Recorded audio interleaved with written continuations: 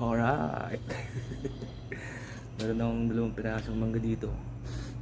Oh, binigay sa akin.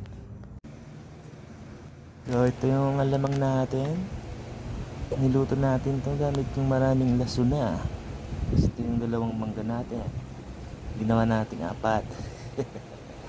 Hinati-hati natin yan, master. O diba, katakam-takam yung ating alamang at mangga. Shout out sa lahat ng mga naglalakay dyan.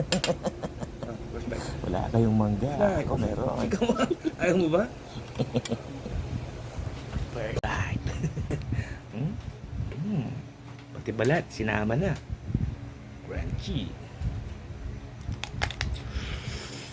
Ang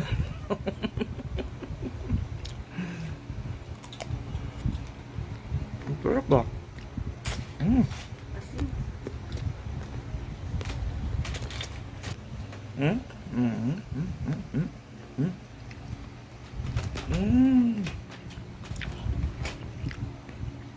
Sarap.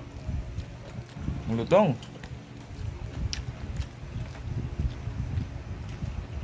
Medyo kukunti pa ang mga mangga ngayon eh. Sa summer. Yan, marami na. Sawan na yan. Medyo mahal pa ngayon kasi hindi pa niya panahon. Ayos.